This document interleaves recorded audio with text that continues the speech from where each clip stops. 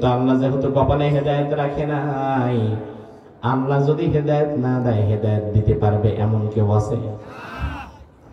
এখন আমার ভাইরা, আল্লাহ যদি হেদায়েত না দেয় তাহলে হেদায়েত দিতে পারবে খাজা বাবা? কথা কয় না। এই আজমির শরীফে যিনি আছেন খাজা মঈনুদ্দিন চিশতি, তিনি হেদায়েত দিতে পারবে? তাইলে এই স্বৈরাচার জালিমের একটা অংশ কিন্তু ভারতের আজমির শরীফে গিয়ে বইরা আছে। তাদের বিশ্বাস এখান থেকে আবার আমরা হেদায়েত নিয়ে যাব। আমার ভালো লক্ষ্য করেন, দুনিয়াতে হেদায়েতটা আল্লাহ তাআলা কোন পীরের কাছে দেয় নাই। দুনিয়াতে আল্লাহ তাআলা হেদায়েত কোন হুজুরের কাছে দেয় নাই। দুনিয়াতে আল্লাহ তাআলা হেদায়েতটা মূলত নিজের কাছে রেখেছেন, কাউরেই দেয় নাই। এমনকি আল্লাহ রাব্বুল আলামিন হেদায়েতটা নবীদেরকেও দেয় নাই।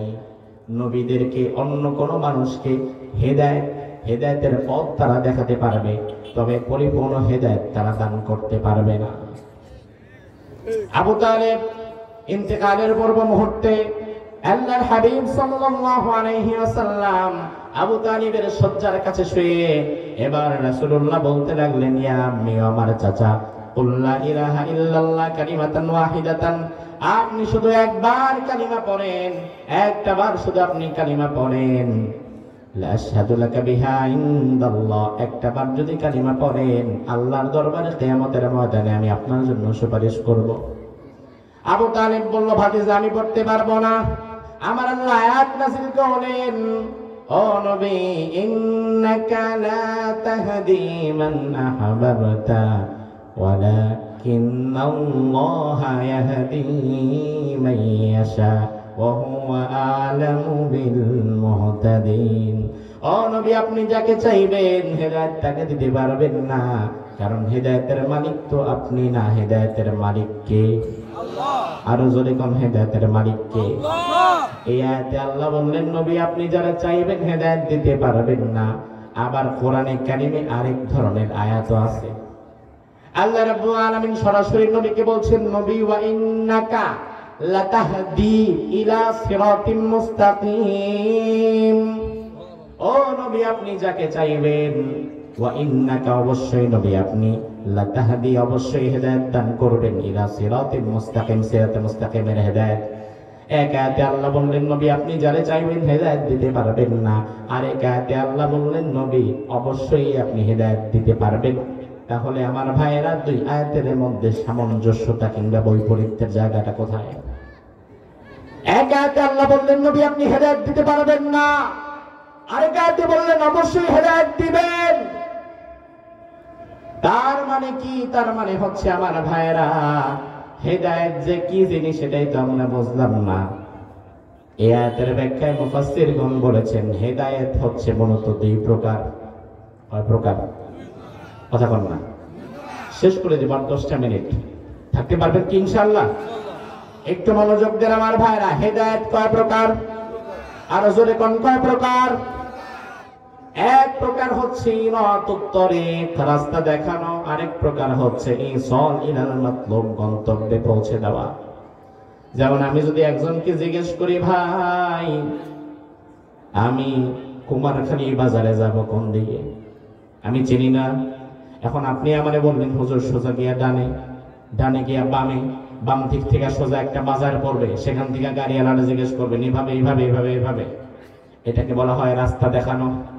এই রাস্তা দেখানো ডানার বিটাই হচ্ছে হেদায়েত। আমি আপনার কুমারখালী কোথায়, কুমারখালীর হেদায়েত চাইলাম, আপনি আমারে বললেন সোজা গিয়া ডানে, ডানে গিয়া বামে, বামে গিয়া আবার সোজা। এই যে আপনি আমার রাস্তা বলে দিলেন, এখন আপনার এই বর্ণনা শুনে আমি যখন চলতে থাকব আমার কিন্তু ভুল হতে পারে, আমি ডানের জায়গায় বামে, বামের জায়গায় ডানেও যেতে পারি। আরেকটা হচ্ছে ইসালিলাল মাতলুব, গন্তব্যে পৌঁছে দেওয়া। আমি বললাম, ভাই কুমারখালী বাজারে যাব, রাস্তা কোনটা? আপনি বললেন কুমারখালী বাজারে যাবেন, ওখানেই তো আমার দোকান, চলেন আপনি আমার সাথে আমার মোটরসাইকেলে বসে পড়েন, আমি তো সেখানেই যাচ্ছি, আপনারও নামায় দিব। এবার আমি যদি আপনার সাথে আপনার মোটরসাইকেলে উঠে বসি, তাহলে আপনার মোটরসাইকেল নিয়ে যে আপনি চলতেছেন, চলতে চলতে চলতে চলতে আপনার কিন্তু ভুল হবে না, যেহেতু আপনার দোকান সেখানে, আপনি কিন্তু কুমারখালী বাজারে গিয়ে আমারে নামাবেন। হেদায়েতটা দুই প্রকার, একটা হচ্ছে রাস্তা দেখানো, আরেকটা হচ্ছে গন্তব্যে পৌঁছে দেওয়া। দুনিয়াতে জান্নাতের রাস্তা কোনটা, কোন পথে গেলে জান্নাত পাওয়া যায়, কোনটা হালাল কোনটা হারাম, কোনটা জায়েজ কোনটা না জায়েজ, এই জান্নাতের রাস্তাটা দেখানোর মতো যে হেদায়েত সেটা দিতে পারে দুনিয়ার সব নবীরা। আর দুনিয়াতে মানুষকে একেবারে কুমারখালী নিয়ে যাওয়ার মতো জান্নাতে পৌঁছে দেওয়ার যে হেদায়েত, এই হেদায়েত দুনিয়ার কোন নবীরেও আল্লাহ দেয় নাই। এই হেদায়েত একমাত্র কার কাছে? আরো জোরে গণ কার কাছে? তাইলে আমার ভাইরা, হেদায়েতের মালিক কে? আরো জোরে বলেন, হেদায়েতের মালিক কে? তাইলে আল্লাহ যদি হেদায়েতের মালিক হয়, সে আল্লাহ তো নিজেই বললেন, বান্দা দুনিয়ার কোন জালিমরে আমি হেদায়েত দেই না। তার মানে দুনিয়াতে যারা জুলুম করবে সবার আগে তারা যেটা হারাবে সেটা হেদায়েত। জোরে কোন সেটা কি? সেটা কি? আমি আজ আলোচনার শেষ প্রান্তে আপনাদের কাছে সুন্দর একটা মেসেজ দিয়ে যেতে চাই। আমার বিশ্বাস 2024 সাল আমাদের আশা জাগানিয়ে একটা বছর। 2024 সাল আমার বিশ্বাস গোটা দুনিয়ার স্বৈরাচারের পতন ঘন্টা বেজে যাবার বছর। 2024 সালে বাংলাদেশের স্বৈরাচার যেমন বিদায় হয়েছে, কিছুদিন আগে আবার পৃথিবীর আরেক প্রান্তের আরেক স্বৈরাচার বিদায় হয়েছে। কোন দেশ? সিরিয়া। বাংলাদেশের স্বৈরাচারের চাইতে ভয়াবহ ছিল সে।